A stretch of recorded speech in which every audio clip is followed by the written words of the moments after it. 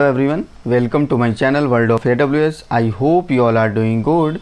So we are continuing with Terraform tutorial, and in this video we are going to discuss about dependency log file in Terraform. So provider plugin and Terraform are managed independently and have different release cycle.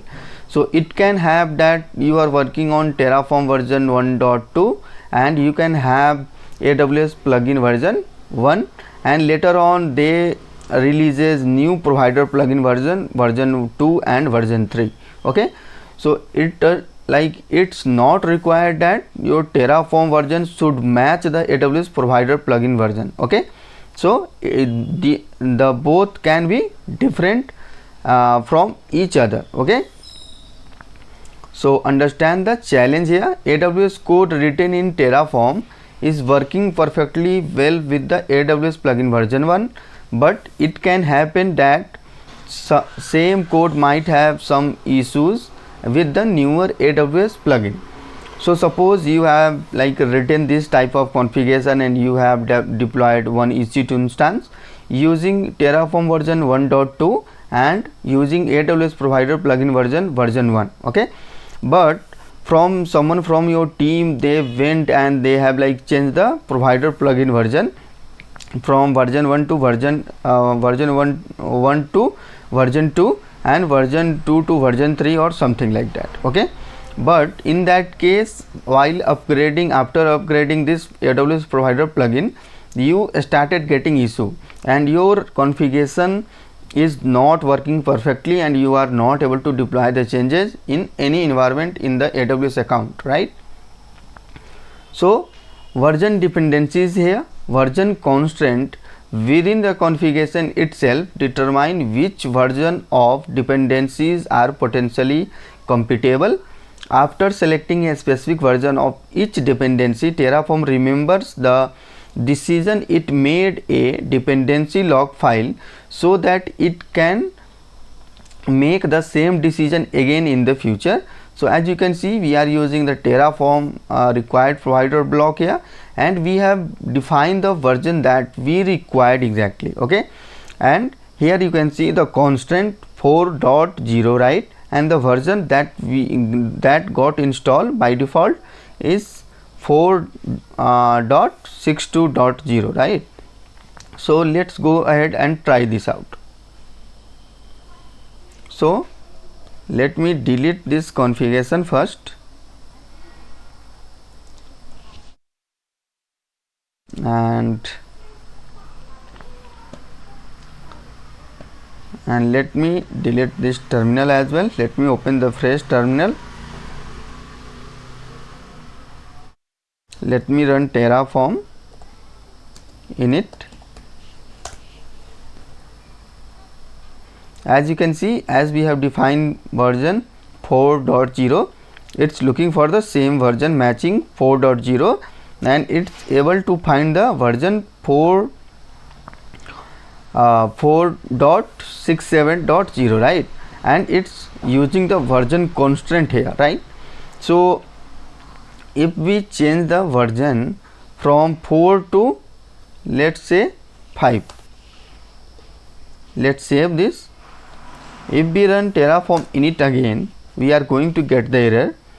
Okay, so could not retrieve the list of available version for the provider, locked provider registry terraform.io 4.67.0 does not match the configured version constraint 5.0, right?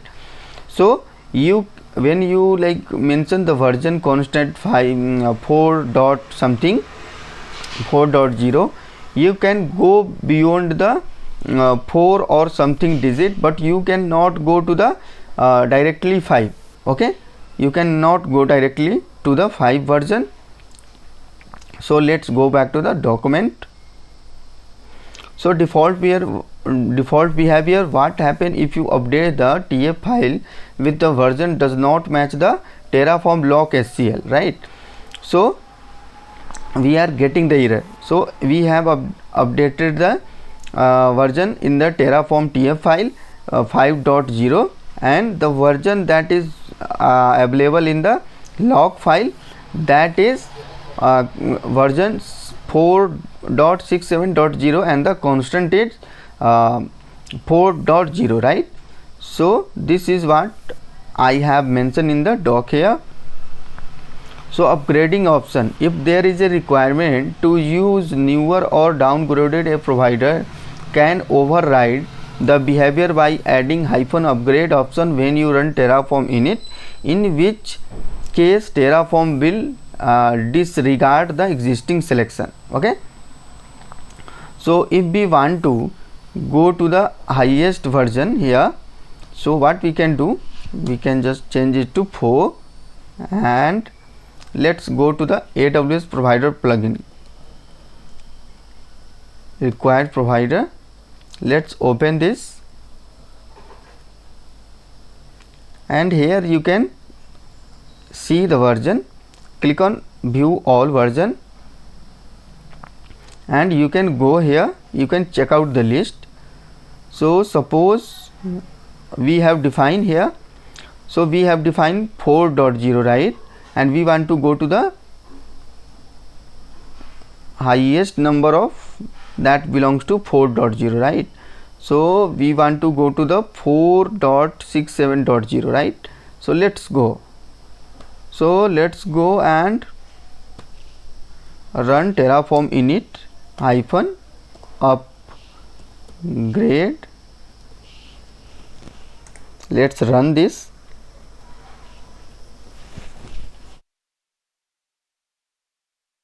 I didn't save the change, so wait, let's see it's working or not.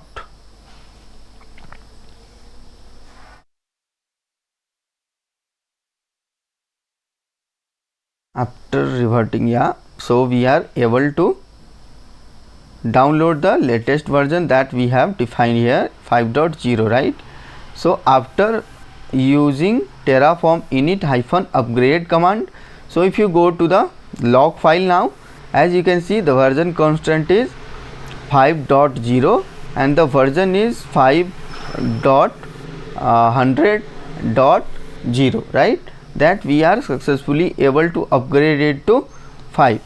So we can use Terraform init -upgrade after making the version change in the Terraform TF file, and that will be get upgraded here in the Terraform log file, right? So let's go back to the document. This one we have already seen. Okay, so when installing a particular provider for the first time, Terraform will pre-populate the hashes value with any checksum that are covered by the provider developer cryptographic signature, which usually cover all the available package for the provider version across all supported platform. So if you see here, so we have some random hashes, right, in the form of really difficult to read this, right? So this is the cryptographic values that is belongs to our provider to support any provider that can create the resources in any provider version. Okay, as you can see that provider version across all supported platform. So there will be like AWS, Azure or Oracle Cloud or DigitalOcean. So you are supposed to create the resources there, right? So this hashes use like help us to create and communicate with the AWS or whatever provider you are using. So this hashes help us to communicate with the provider, and it redirect this creation traffic to that specific provider, and it create the resources there. Okay, so let's go back to the document. So points to note: at present the dependency log file tracks only provider dependencies.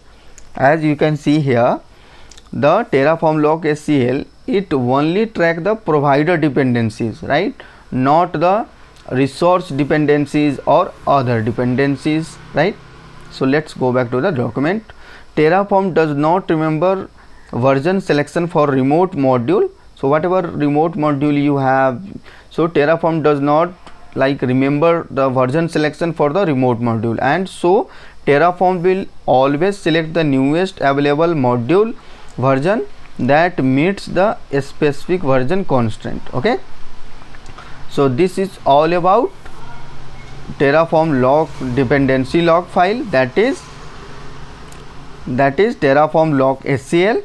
So I hope you found this video informative and helpful. If you have any query, any confusion regarding this video, then do let me know in the comment section, and do not forget to subscribe my channel, and if you are new to my channel, then do check out my other playlist as well. Thanks for watching. See you in the next video.